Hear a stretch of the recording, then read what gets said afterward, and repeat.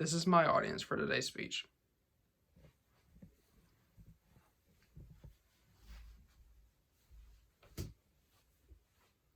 Hello, my name is Titus Thompson, and I'm a physical education major here at Southern Wesleyan University. I'm a freshman within this major, and one of the growing problems that I see in physical education is childhood obesity. I have been in several classrooms despite me only being a freshman, and in each of these classrooms, I see this as one of the obstacles. In this speech, I'm going to be outlining childhood obesity, explaining how it's growing, why it's a growing problem in the physical education setting, and how physical educators are overcoming this obstacle. First, I want to outline childhood obesity. Childhood obesity is when a child is severely overweight, which leads to health implications down the road, such as heart disease or stroke. Next, I want to explain how it's growing. According to the CDC, around 16.9% of students ages 2 to 19 from 2009 to 2010 had obesity. Also, according to the CDC, around 19.2% of the same age students from 2017 to 2020 had obesity. Although the increase in percentages seems minuscule, this is an increase in a little over 2 million students. The main problem with this is that it's still growing and that it's been snowballing since 2009 and arguably beforehand. It has risen to the attention of several educators and is now taught in pre-service education programs. Next, I want to talk about why it's growing. Childhood obesity can be linked to various genetic issues, individual metabolism rates, sleep deprivation, poor eating habits, exercising, and other environmental factors. Although it's impossible to label one of these as the sole cause for childhood obesity, all of these are applicable. Next, I want to talk about how some of these apply to physical education. First is exercise.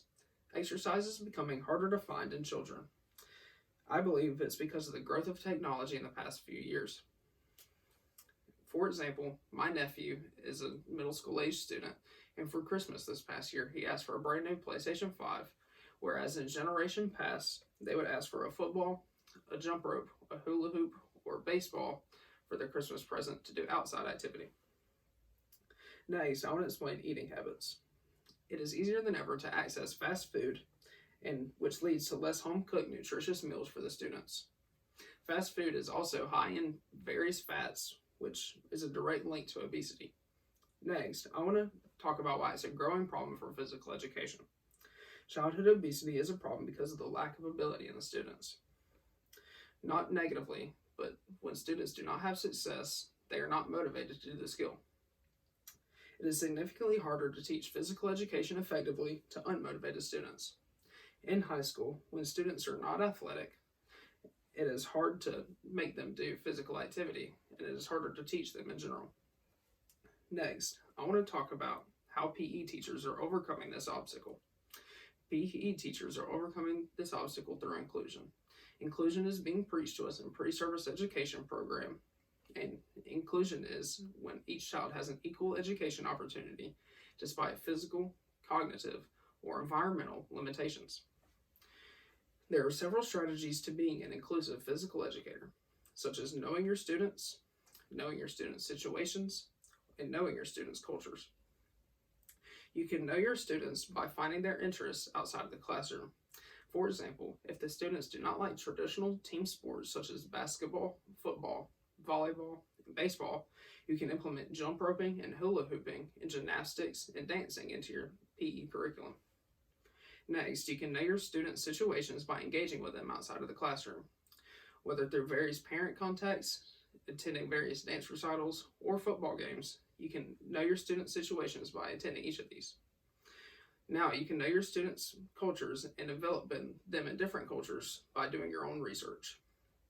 For example, if you have a dancing unit in your physical education class, you can immerse your students in various traditional African, Asian, or Greek cultures by implementing those dances instead of traditional Western dances, such as line dances or square dances. All of these help increase motivation and promote lifelong fitness in your students. Lifelong fitness is applying what you learn in the classroom to your lives and living healthy lives outside of the classroom. In conclusion, childhood obesity is a rising concern. Whatever the cause may be, educators must, and they are learning to combat it.